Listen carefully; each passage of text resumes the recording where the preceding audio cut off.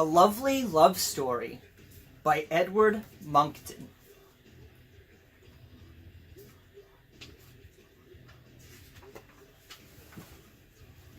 The fierce dinosaur was trapped inside his cage of ice.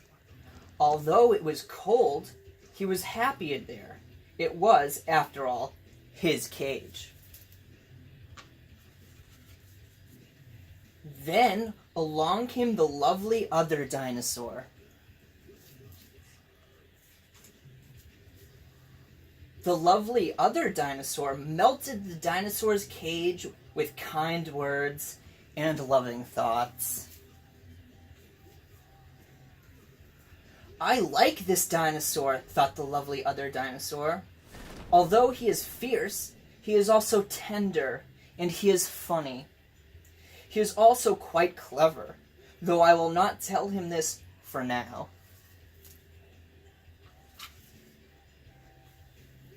I like this lovely other dinosaur, thought the dinosaur.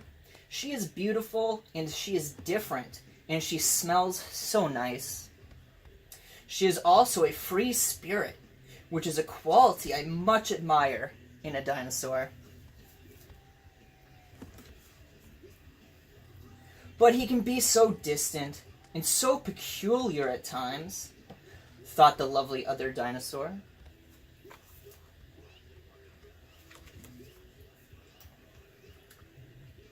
He is also overly fond of things. Are all dinosaurs so overly fond of things?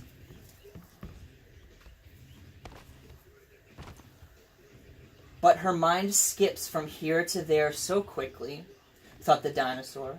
She is also uncommonly keen on shopping. Are all lovely other dinosaurs so uncommonly keen on shopping? I will forgive his peculiarity and his concern for things, thought the lovely other dinosaur, for they are part of what makes him a richly charactered individual.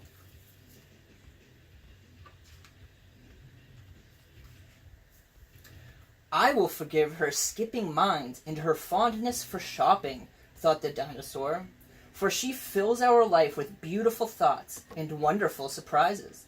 Besides, I am not unkeen on shopping either.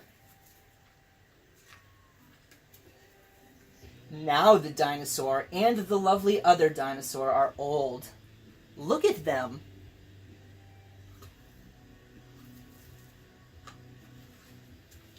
Together they stand on the hill, telling each other stories and feeling the warmth of the sun on their backs. And that, my friend, is how it is with love. Let us all be dinosaurs and love and lovely other dinosaurs together. For the sun is warm and the world is a beautiful place. The end.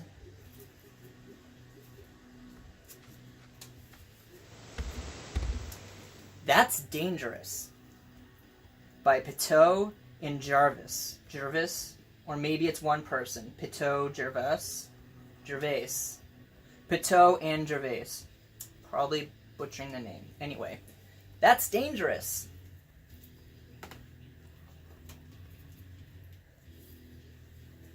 That's Pitot and Jarvis Dangerous. Yeah, I know what I did.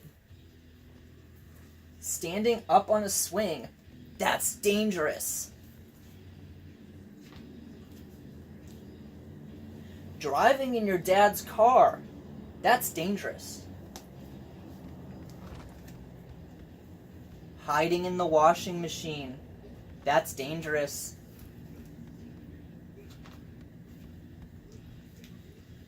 Sticking your head between the stair rails? That's dangerous.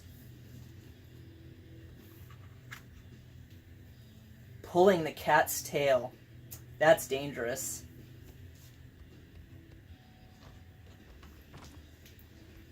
Drinking something strange? That's dangerous.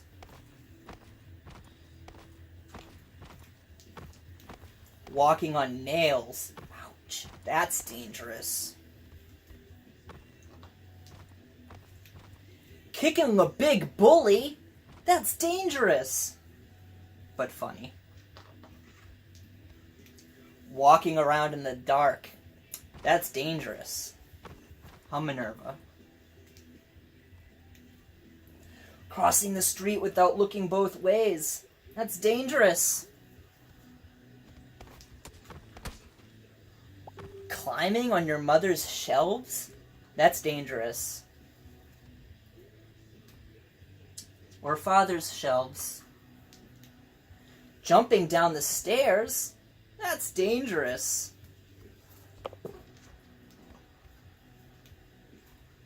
Oh, here's my blood source card. I was looking for that. Staying out in the sun too long. That's dangerous.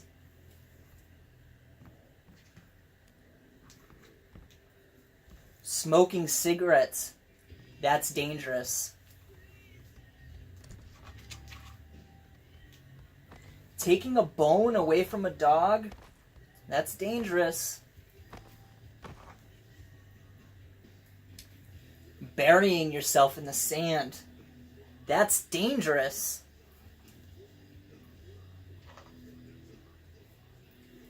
Sticking your fingers in a fan? That's dangerous. Me and my sister used to stick crayons in the fan and color it up.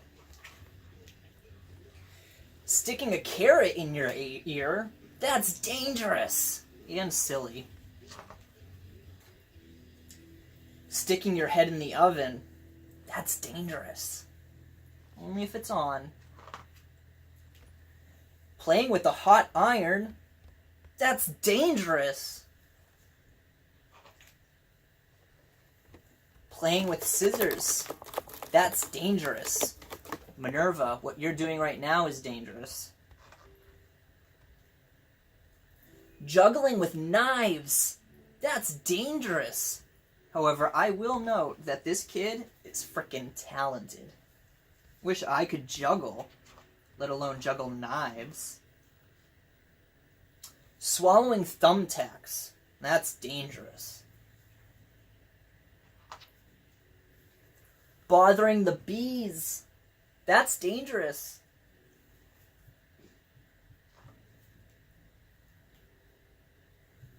Sticking your head in boiling water. That's dangerous.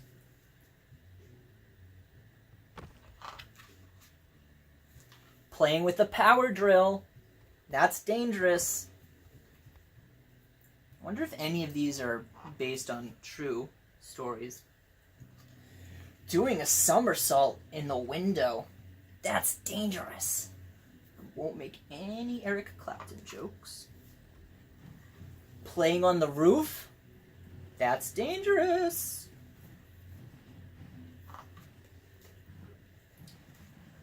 Putting a plastic bag over your head?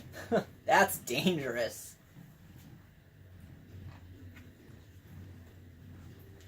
Using a tablecloth as a parachute?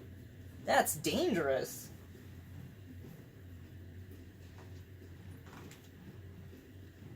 Shutting yourself in the freezer? That's dangerous.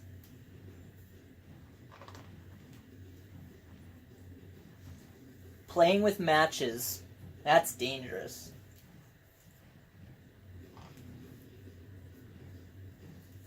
Using a hairdryer in the bathtub? That's dangerous. Playing with a gun? That's dangerous. Being alive? Now that's dangerous. I would agree with that last point.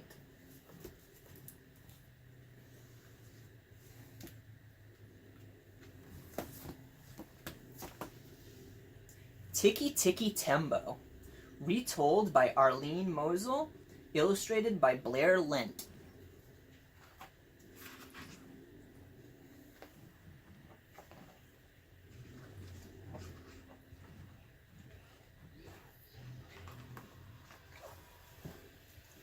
Once upon a time, a long, long time ago, it was the custom of all the fathers and mothers in China to give their first and honored sons great long names. But second sons were given hardly any name at all. This might be racist. We'll continue, though. In a small mountain village, there lived a mother who had 2 little sons. Her second son she called Chang, which meant little or nothing. But her first and honored son she called Tiki Tiki Tembo no Sarembo Cherry Berry Ruchi Pip Perry Pembo, which meant the most wonderful thing in the whole wide world. I wonder which one was her favorite. What a bit. Every morning, the mother went to wash in a little stream near her home. The 2 boys always went chattering along with her. On the bank was an old well. "Don't go near the well," warned the mother, "or you will surely fall in."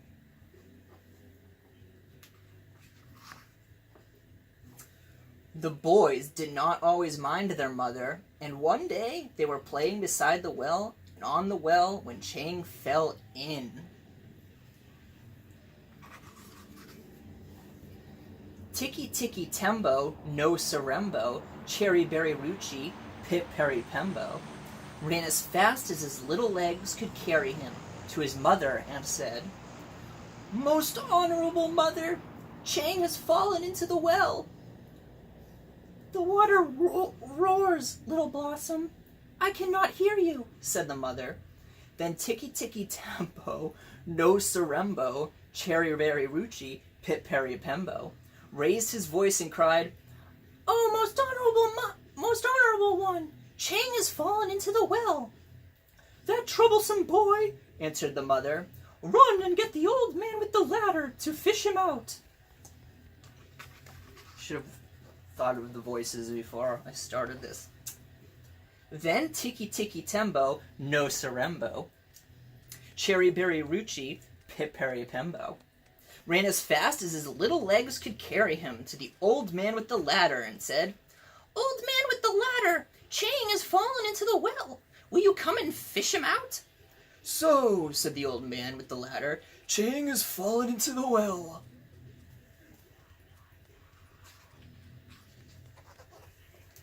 And he ran as fast as his old legs could carry him. Step over step, he went into the well, picked up little Chang, and step over step, brought him out of the well.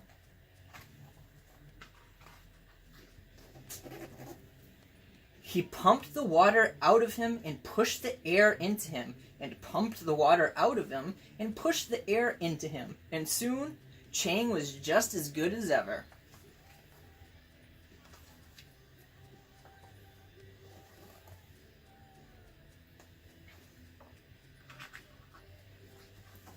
Now, for several months, the boys did not go near the well, but after the festival of the 8th moon, they ran to the well to eat their rice cakes. They ate near the well, they played around the well, they walked on the well, and Tiki Tiki Tembo no Sarembo Cherry Berry Ruchi Pip Perry Pembo fell into the well.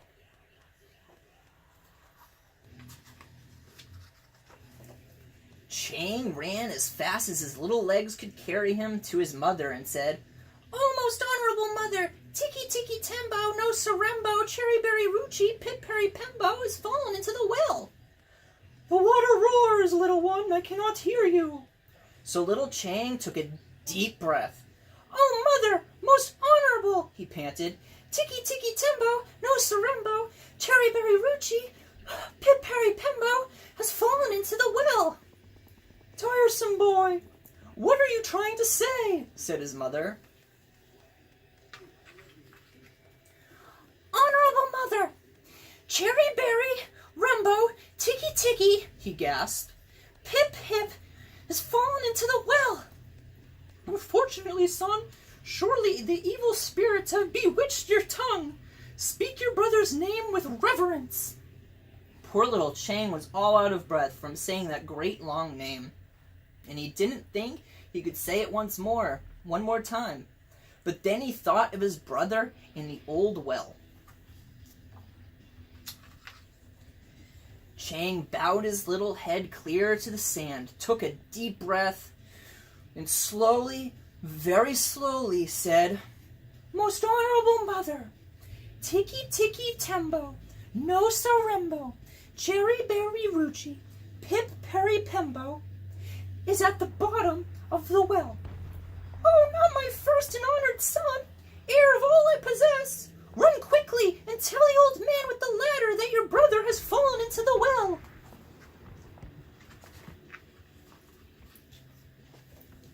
So Chang ran as fast as his little legs would carry him to the old man with the ladder. Under a tree, the old man with the ladder sat bowed and silent. Old man," shouted Chang. "Come right away! Tiki Tiki Tembo, no Sarembo, Cherry Berry Ruchi, Pip Perry Pembo has fallen into the stone well."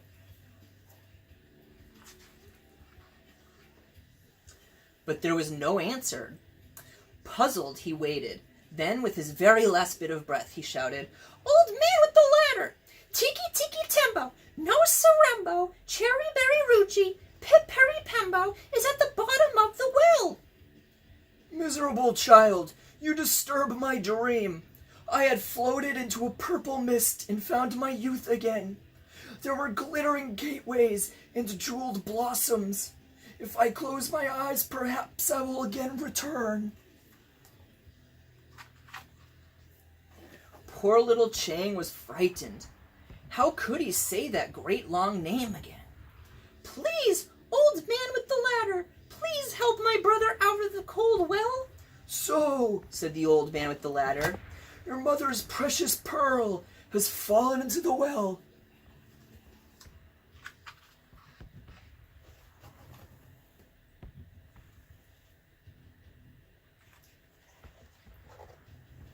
The old man with the ladder hurried as fast as his old legs could carry him. Step over step, he went into the well, and step over step, out of the well with the little boy in his arms. Then he pumped the water out of him and pushed the air into him, and pumped the water out of him and pushed the air into him. But little Tiki Tiki Tembo, no Sarembo, Cherry Berry Ruchi, Pip Perry Pembo had been in the water so long, all because of his great long name, that the moon rose many times before he was quite the same again. And from that day to this, the Chinese have always thought it wise to give all their children little, short names instead of great, long names.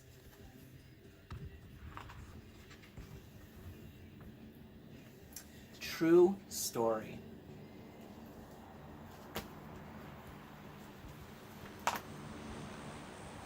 I Love You Through and Through.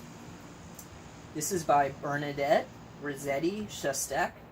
It's illustrated by Caroline Jane Church. This book was actually given to me by my best friend Corey. But the book is dedicated to Anthony and Gina, which is always the author's inspiration. And it's also to Oscar, which is the illustrator's inspiration. I love you through and through. I love your top side. I love your bottom side. I love your inside and outside. I love your happy side and your sad side. Your silly side and your mad side. Fun fact, that's actually what I look like when I'm angry. I love your fingers. I love your toes. Your ears and nose. I love your hair and eyes. Your giggles and cries. I love you running and walking. silent and talking. I love you through and through. Yesterday, tomorrow, yesterday, today, and tomorrow too. Just gonna make sure that this is still recording, because if not, that would suck. The Diggingest Dog. This is my favorite of the Dr. Seuss books, but this is by Al Perkins, and it's illustrated by Eric Gurney.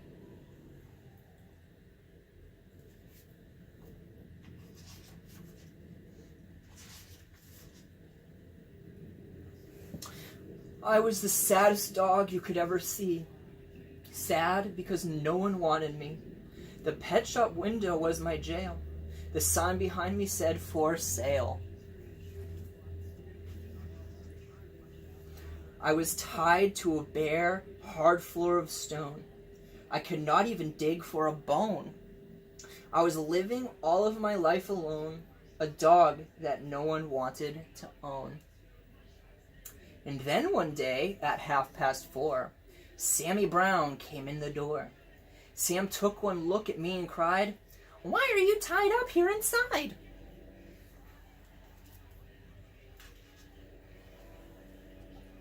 "I've always wanted a dog like you, so I'll tell you what I'm going to do. I'll take you out to the farm with me. You'll play outdoors where you should be." I felt as happy as a pup. When Sam paid the man and picked me up, he rubbed my ears, he scratched my head. "I think I'll call you Duke," he said. Sam gave me a collar, he gave me a lead. We left that shop at a tremendous speed.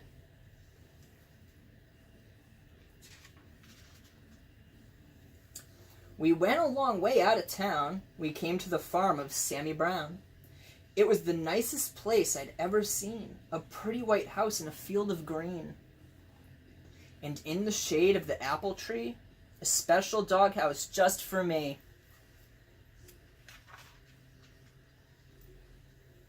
Next morning, while Sam did his chores, he let me run and play outdoors. I'd never played outdoors before. I'd always lived on that hard floor.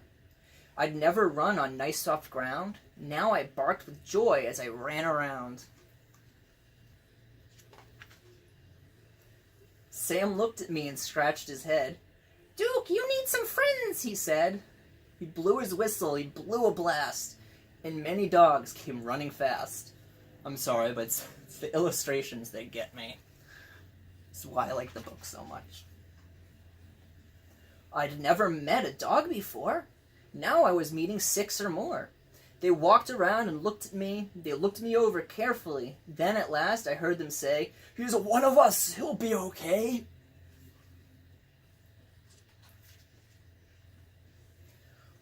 One dog, who wasn't very big, suddenly began to dig. The others started digging too, but that was something I could not do. I'd never learned to dig in the store. How could I on that hard stone floor? I tried to dig, but alas, I couldn't. I wiggled my paws. My paws just wouldn't. I fell on my ear. I fell on my face. I fell on myself all over the place. The others said, "Duke may be big, but he's not good. He cannot dig." They stuck their noses in the air. They walked away. They left me there.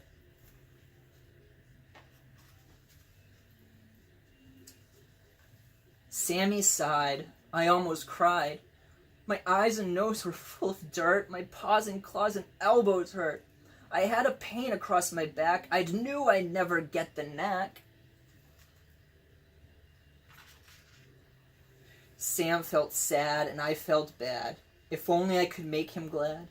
We both knew I'd never get it right. Sam and I couldn't sleep that night. Talk about conditioned love. Or conditional love. So when the sun rose in the sky, I thought I'd give it one more try. I wiggled one paw, I saw it could. I wiggled the other, I saw it would. I could dig with my paws, I could dig with my claws. I felt no pain across my back. I knew at last I had the knack.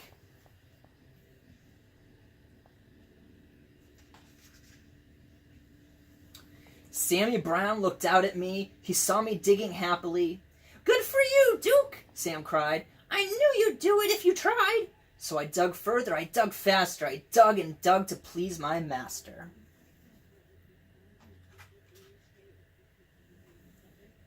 I dug up grass, I dug up weeds, I dug up daisies, I dug up seeds. I dug up the fence, I dug up the gates, I dug up the garden of Mrs. Thwaites. I dug up the rooster, I dug up the hens, I dug up the sheeps and pigs in their pens. Sheep. Wow, I screwed the pooch on that one. I dug and dug, I couldn't stop. I dug and dug, I couldn't stop. I dug up the barber in his shop. I dug up Mr. Rodney Thayer, sitting in the barber's chair. I dug my way right through the town. I dug a lot of buildings down. I was having so much fun, I dug up Highway 81. So that's what happened. I came to a hill, I dug to the top, but all of a sudden I had to stop. Right in front of me, looking down, there stood my master, Sammy Brown. Sam didn't smile or pat my head. He only glared at me and said, "I'm sending you back to that animal store. They'll tie you to that hard stone floor, and you'll never, never dig anymore." God, what a jerk. I couldn't run, I couldn't hide. Dogs came at me from every side, and then suddenly I knew there was just one thing for me to do. I ran away from Sammy Brown. I dug a hole that went straight down. I left him standing up on top. I dug and couldn't stop. Good for you. Wish I could do that. How deep I dug I could not tell, but soon I found I'd dug a well. Mud and water up to my chin. What a fix I now was in. I started to sink, I started to yelp. "Help!" I yelped. "Help, help, help, help!" I could hear them way above my head. I could hear every word they said. One dog growled, "He wrecked our town. This serves him right. Just let him drown." God, it's awful. But Sam cried, "Duke, you've been bad. You've made me sad instead of glad. But we're not going to let you die. We'll get you out. At least we'll try." Well, I guess that's nice of him. Then at last I heard him shout, "Maybe we can pull you out."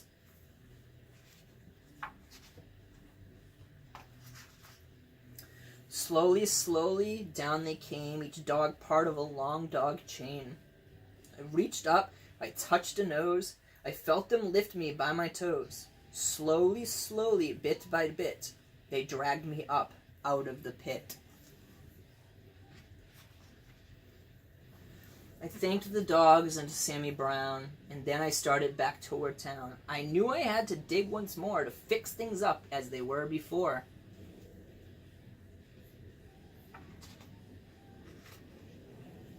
That's what I did. I dug back gates. I dug back the garden of Mrs. Thwaites. I dug back the roosters and the hens. I dug back all the pigs and their pens.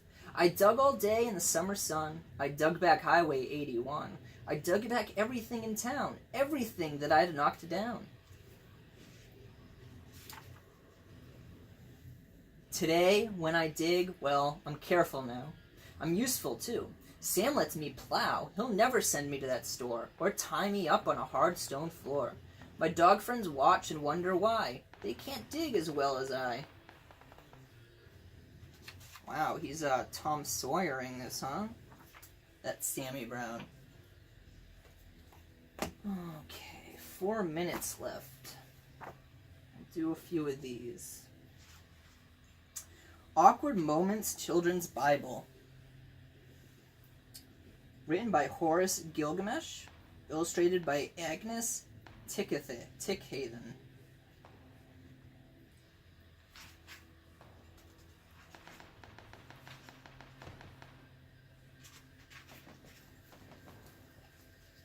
the harvest, the Lord caused Adam to fall into a very deep sleep.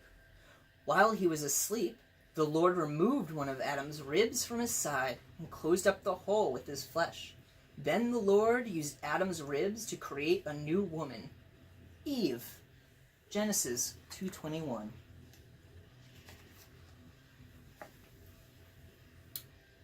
Satan tricks Eve. The snake was the craftiest animal the Lord had made. The snake asked Eve, "Did God really tell you not to eat from the garden?" Eve told the snake, "Just this one tree." "What? You won't die. God just knows that when you eat from it, you will be powerful like him," scoffed the snake. Genesis 3. Floaters. The Lord regretted ever creating human beings, and he was sad. So the Lord said, "I will wipe all the human race off the face of the earth. While I'm at it, I'll kill the livestock, and the crawling things too.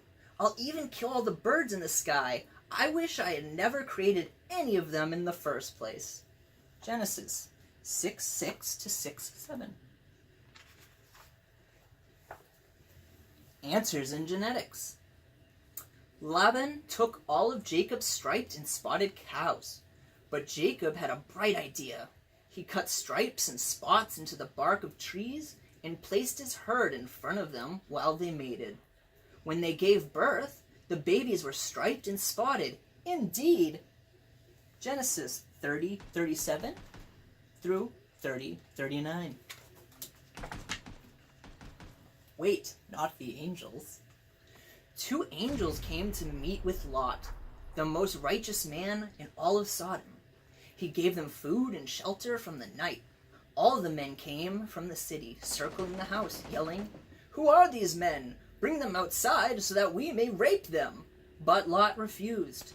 "No, leave these men alone. But here, take my 2 virgin daughters and do with them whatever you like." Genesis 19:1 to Genesis 19:9, right? Yep.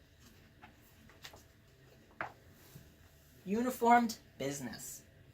Judah took Tamar as a wife for his firstborn son.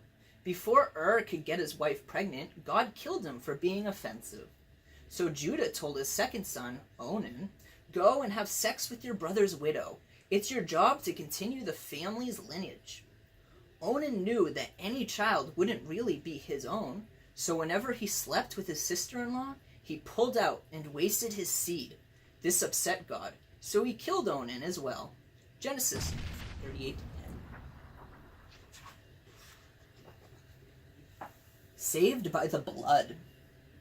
As they camped overnight, the Lord tried to kill Moses, but Zipporah used a sharpened stone and cut off their son's foreskin and rubbed the bloody ring on Moses' feet, saying, "You are now my bridegroom." You are now my bridegroom. This made the Lord leave Moses alone. Exodus 2:24 to Exodus 2:26.